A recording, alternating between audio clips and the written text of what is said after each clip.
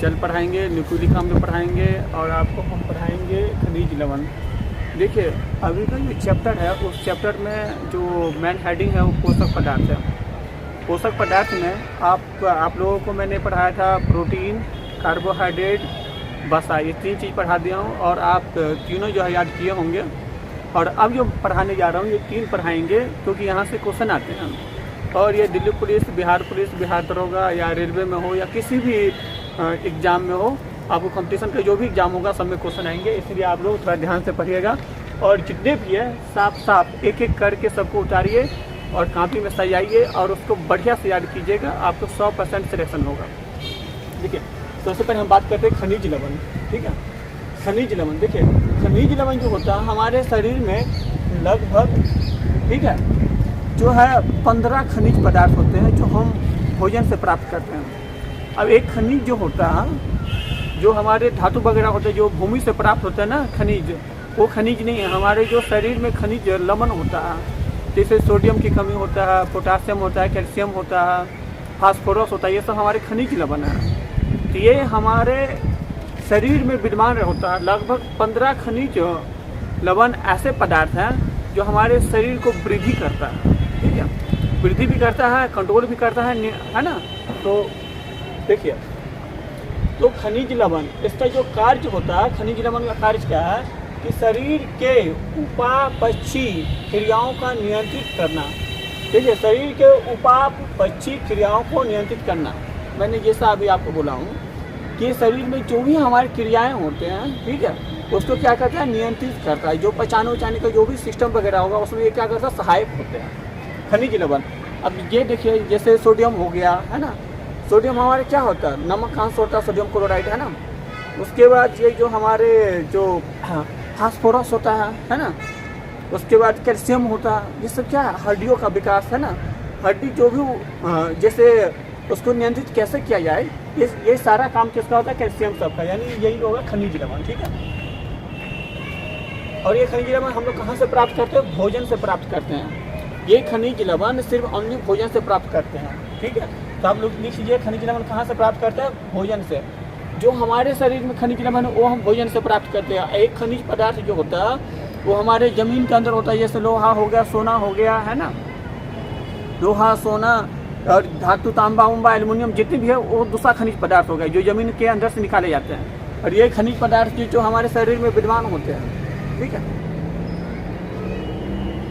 अच्छा, गर्भवती महिला सुने होंगे। देखिए जो खासकर महिला प्रेग्नेंट हो जाते हैं, जिनको बच्चा की स्थिति में आ जाती है ना, उसको बच्चा होने वाला होता है, तो उस महिला में खासकर आयरन की कमी हो जाती है और कैल्शियम की कमी। इसलिए डॉक्टर के पास जाते हैं ना, तो डॉक्टर उसको क्या करते हैं, आयरन और कैल्शियम की टेबलेट देते हैं और कहते हैं कि प्रत्येक महीना में जांच कराना है। वो इसलिए कहते हैं प्रत्येक महीना में, क्योंकि प्रत्येक महीना में जो है, जो बच्चे हैं, जो पेट में बच्चे पल रहे हैं,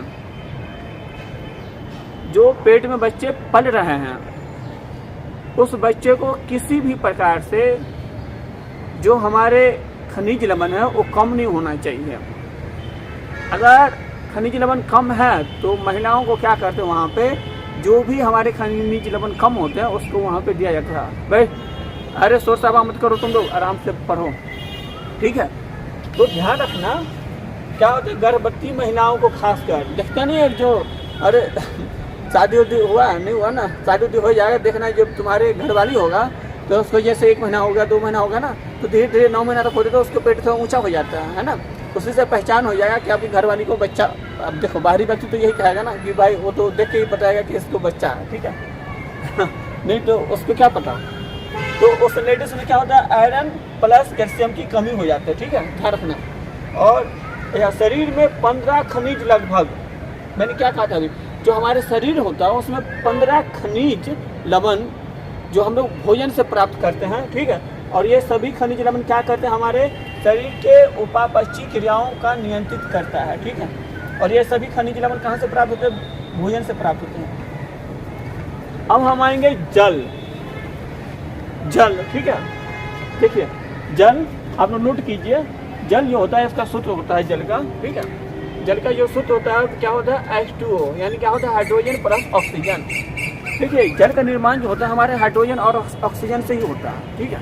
अगर दोनों को हम एक साथ करते हैं तो क्या होगा, ये जल जो आग बुझाने काम आता है। अब यहाँ पे समझिए हाइड्रोजन क्या है, हाइड्रोजन हाइड्रोजन क्या होता है, खुद से जलता है ये। अगर हाइड्रोजन को आप खुले में छोड़ दोगे ना तो जलना अपने आप प्रारंभ करेगा। जैसे ये हवा के संपर्क में आएंगे ना तो ऑटोमेटिक जलेगा, ये माचिस लगाने की कोई जरूरत नहीं पड़ेगा। और ऑक्सीजन, ऑक्सीजन तो आप लोग जानते हैं, ऑक्सीजन गैस जो हम लोग लेते हैं, ऑक्सीजन गैस जो पेड़ पौधा होता है ऑक्सीजन छोड़ते हैं, ठीक है। अगर ये दोनों गैस आपस में संयोग करके क्या बनाते हैं, जल। क्या बनाते हैं, जल। और जैसे जल बनेंगे तो क्या होगा, जल जैसे बनेगा वैसे क्या हो जाता है, ये आग को बुझाने में काम आता है, ठीक है। तो जल एक क्या है, यौगिक है, ध्यान रखिएगा। जल क्या है, एक यौगिक है। और जल का निर्माण जो होता है हाइड्रोजन प्लस ऑक्सीजन से होता है, ठीक है। हाइड्रोजन के 2 अणु होते हैं और ऑक्सीजन का भी 2 अणु होते हैं, लेकिन लिखे नहीं जाते, ठीक है। तो ऑक्सीजन है, ठीक है। तो इस दोनों को मैंने मिला दिया तो क्या बना, जल। जल का काम क्या, जल का कार्य क्या होता है, आग बुझाने में काम आता है, ठीक है। देखो जल शरीर में कुल वजन का 70 से 75% भाग जल उपस्थित रहता है। कहने का मतलब ये है कि जो हमारे शरीर है ना, हमारी जितना वजन है, हमारी वजन का 65 से 75 या कहीं पे 70 से 75 दिया रहेगा, तो 70 से 75% भाग जो है हमारे शरीर के जो वजन है ना, जो हमारे शरीर का वजन है उसका 70 से 75% भाग जो है हमारे जल उपस्थित रहता है। तो जल किस रूप में उपस्थित रहता है, अब मान लीजिए हमारा खून है एक प्रकार का, है ना, वो भी क्या है, एक द्रव पदार्थ है, वो भी जल में ही मिला देते हैं, ठीक है।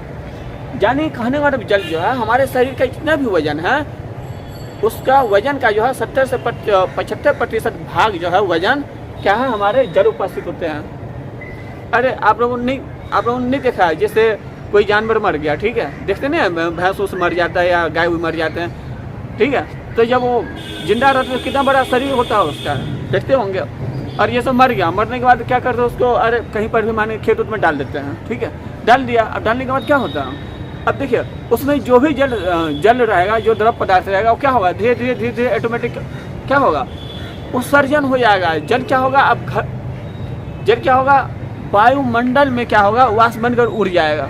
बचेगा क्या भाई, मांस बचेगा। तो देखो अब जानवर इतना बड़ा है ना, जल की मात्रा जैसे जैसे उसमें घटता जाएगा, हटता जाएगा, जल रहेगा ही नहीं, तो देखो छोटा सा हो जाता है, उसका वजन क्या रहेगा, चमड़ा रहेगा, जिसका वजन कुछ भी नहीं रहेगा, है ना।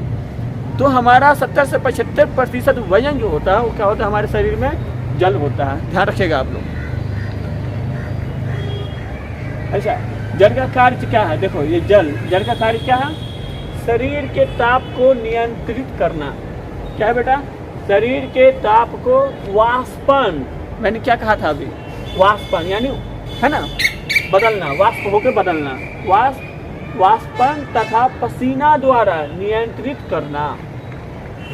जल का कार्य क्या है, मैंने अभी आपको बोला है कि शरीर के ताप को वाष्पन तथा पसीना द्वारा नियंत्रित करना। अब समझेंगे कैसे, ध्यान सुनिए। जो हमारा शरीर का ताप होता है, टेम्परेचर होता है, आप लोग देखा है कभी, जैसे बुखार आ गया, फीवर आ गया, जैसे हमारा फीवर आ गया, अरे होता नहीं कभी फीवर उबर आ जाता, बुखार लग जाता, उसी को बुखार को अंग्रेजी में बोलते हैं फीवर। तो शरीर बहुत गर्म हो जाएगा, तो गर्म हो जाता ना, इतना ताप हो जाएगा, इतना ताप हो जाएगा, जैसे आपको मरने की नौबत आ जाएंगे, है ना। डॉक्टर के पास जाएंगे तो डॉक्टर क्या करेगा, आपको थर्मामीटर लगाएगा, है ना, बुखार का जो थर्मामीटर होता है थर्मामीटर लगाएगा, और बुखार टेम्परेचर जो आपको मापेंगे तो 101, 102, 103, 104 लास्ट होता है, 105 है ना, 104, 5 है तो समझिएगा भैया फीवर थोड़ा ज़्यादा है। अगर 102, 101 है तो फीवर थोड़ा कम है, ठीक है। इतना नहीं है कि आपको खतरा है, बस चल फिर सकता है, लेकिन 104, 105 है ना, तो आपको थोड़ा डर बना रहेगा। तो ये समय हमारा फीवर होता है, बिल्कुल बॉडी क्या होता है, गर्म होता है ना, बॉडी गर्म होता है। उस समय क्या कर रहा है, डॉक्टर अचानक कोई दवाई दे दिया, है ना, दवाई देने के बाद वो क्या करता है, दवाई हम खाए, दवाई खाने के बाद क्या होता है, अचानक एकाएक अब हमारा जो ताप है वो ताप को क्या करता है, जैसे पसीना आ जाता, पसीना आता नहीं आता पूरे शरीर में, पसीना आ जाता, देखते नहीं है, पसीना आ जाता। अब जैसे पसीना आ गया तो फीवर कहाँ गया, ताप खत्म हो गया। यानी ताप को जो है ना, ये जो हमारा टेम्परेचर है ताप, उसको क्या करता है, नियंत्रित करता है, कंट्रोल करता है ये हमारा जल पसीना के द्वारा। तो जैसे पसीना आ गया तो बुखार क्या होगा, इसका मतलब कम हो गया है ना। अच्छा, वाष्पन के द्वारा जो हमारे शरीर का ताप है, पसीना आ गया तो पसीना क्या होता है, फिर पानी जाता कहाँ, फिर धीरे धीरे क्या होता है, वो जो भी जल है वो क्या होता है, वाष्प में बदल जाता है ना, वाष्पन के द्वारा। ठीक है, ये भी हमारे ताप को क्या करता है, नियंत्रित करता है। तो किस रूप में, तो याद रखिएगा, शरीर के ताप को वाष्पन तथा पसीना द्वारा नियंत्रित करना है। ठीक है, नियंत्रित होता है। अब जल, ठीक है, अच्छा, अब क्या करता है, शरीर में अपशिष्ट पदार्थों को पेशाब द्वारा बाहर करना। अरे अब मैंने क्या कहा था, अब ये मान के चलो, शरीर में जो भी अपशिष्ट पदार्थ होगा, अपशिष्ट पदार्थ वही जैसे मल मूत्र या गंदा उंदा जो भी है, सब क्या होता है, पेशाब के द्वारा बाहर आ जाता है। अब जैसे मैंने जल पिया, जितना जल पियोगे ना तो पेशाब क्या होगा, उतना ही थोड़ा जो भी रहेगा। अब देखो, जब हमारा रक्त जो है ना फिल्ट्रेट होते हैं, खून की सफाई होते हैं, तो जो सही खून रहेगा वो तो हमारी कोशिकाओं में चला जाएगा, और उसमें जो भी अशुद्ध पदार्थ होगा, वो सारे अशुद्ध पदार्थ क्या होगा, वो पेशाब के द्वारा क्या होते हैं, बाहर आ जाता है। ठीक है, बाहर आ जाता है पेशाब के द्वारा। तो जल क्या करता है, अपने साथ क्या करता है, पेशाब के माध्यम से बाहर अशुद्धि को बाहर निकाल देते हैं। ठीक है, तो शरीर में अपशिष्ट पदार्थ, जैसे अपशिष्ट पदार्थ जो भी है, अब मान लीजिए जो भी हमारे शरीर में फिल्ट्रेट होता है, खून फिल्ट्रेट हो गया है ना, यूरिक फिल्ट्रेट हो गया, जो भी फिल्ट्रेट होता है यानी सफाई होता है, वो सब में क्या होगा, कुछ ना कुछ अपशिष्ट पदार्थ होगा। ठीक है, तो अपशिष्ट पदार्थ क्या होता है, जो मल मूत्र बोला जाता है, गंदा पदार्थ सब, वो क्या होता है, पेशाब के द्वारा बाहर आ जाता है। ठीक है, ध्यान रखिएगा। तो कौन, जल करता है नियंत्रित। तो जल के दो कार्य होते हैं, एक ताप को नियंत्रित करता है जो हमारा फीवर होता है, दूसरा शरीर में जो भी अपशिष्ट पदार्थ रहेगा सबको क्या करता है यार, पेशाब के द्वारा बाहर निकालता है। तो सन आएगा। अब तीसरा है न्यूक्लिक अम्ल। न्यूक्लिक अम्ल आप लोग जानते हैं, न्यूक्लिक अम्ल जो होते हैं, जो हमारे शरीर में होता है, खासकर ये अनुवांशिक लक्षण को नियंत्रित करता है। ठीक है, देखिए न्यूक्लिक अम्ल, इसका क्या कार्य है, अनुवांशिक गुण को नियंत्रित करना। पहले समझिए अनुवांशिक गुण है क्या। जब आपको चैप्टर पढ़ाएंगे अनुवांशिक गुण, तो आपको पता चलेगा वहाँ से कि अनुवांशिक गुण क्या है। जैसे अब मान के चलिए, जो हमारा लक्षण है वही लक्षण हमारा पिताजी में लक्षण होगा, कुछ लक्षण जो होगा पिताजी वाला लक्षण किस में जाएगा, हमारे उसके बेटे में जाएंगे, यानी कुछ लक्षण हमारा जो है वो डायरेक्ट पोता में चले जाएंगे, है ना। यानी एक पीढ़ी से दूसरे पीढ़ी में लक्षण को हस्तांतरित करना, यही है इसका कार्य। ठीक है, तो अनुवांशिक गुण को नियंत्रित करना है। जो भी एक गुण है ना अनुवांशिक वाला, उसको क्या होता है, एक पीढ़ी से दूसरे पीढ़ी में पहुंचाना। ठीक है, अब दूसरा है कोशिकाओं में डीएनए या आरएनए के रूप में पाया जाता है। बेटा मैंने अभी आपको क्या कहा था कि जो हमारा सेल है ना, जो हमारी कोशिका होते हैं, उस कोशिका में क्या होता है, न्यूक्लिक अम्ल किस रूप में रहता है, डीएनए के रूप में, या तो डीएनए के रूप में रहेगा या तो आरएनए के रूप में रहेगा, है ना। तो देखो आप लोग को इतना याद करना है कि न्यूक्लिक अम्ल, जैसे मैंने पढ़ा दिया, ठीक है, जैसे मैंने पढ़ा दिया न्यूक्लिक अम्ल, क्वेश्चन आएगा कि न्यूक्लिक अम्ल के बारे में, जैसे न्यूक्लिक अम्ल है क्या, अनुवांशिक गुणों को वृद्धि करना या नियंत्रित करना, है ना, या भोजन को पचाना, तो क्या होगा, अनुवांशिक गुण। न्यूक्लिक अम्ल का जैसे क्वेश्चन आएगा आपको फटाक से टिक मारना है अनुवांशिक गुण। ठीक है, अनुवांशिक गुण को क्या करता है, हमारा न्यूक्लिक अम्ल नियंत्रित करता है, कंट्रोल करता है। अच्छा, न्यूक्लिक अम्ल हमारे शरीर में किस रूप में रहता है उपस्थित, तो हमारी कोशिका में डीएनए या आरएनए के रूप में होता है। डीएनए आरएनए ये सब क्या होता है, लक्षण होता है, अनुवांशिक लक्षण होता है। ठीक है, तो ये न्यूक्लिक अम्ल के रूप में रहता है। ठीक है, तो आपको सबसे पहले देखिए खनिज लवण मैंने बता दिया, कार्य शरीर, है ना। देखिए अब मैंने आपको ये चित्र नहीं दिखाया हूँ, देखिए ये चित्र है, ठीक है, यही हमारा चित्र है, ये हमारा पूरा बॉडी है, स्ट्रक्चर है ना, संरचना हमारे शरीर का। देखिए इसी शरीर में क्या होता है, खनिज लवण यानी शरीर को उपापचय क्रियाओं को नियंत्रित करना। ये हमारी जितनी भी बॉडी है ना, बॉडी का ये जितने भी पार्ट्स हैं सबको क्या करता है, नियंत्रित करता है। ठीक है, और ये जितनी भी खनिज लवण है आप लोग उतार दीजिए पहले, और उतारने के बाद जैसे भी होगा उसके बाद याद कीजिएगा। देखिए मैं एक बार दोबारा पढ़ा देता हूँ। और ये खनिज लवण कहाँ से प्राप्त होता है, भोजन से प्राप्त होता है। देखो ये हम लोग क्या करते हैं बेटा, भोजन से प्राप्त करते हैं, यानी हम लोग जो खाना पीना खाते हैं ना, उसी में हमारा सोडियम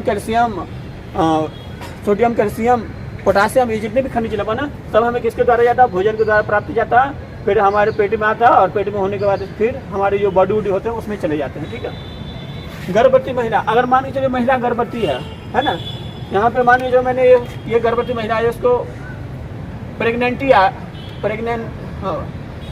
हो गई, इसको बच्चा होने वाला है। ठीक है।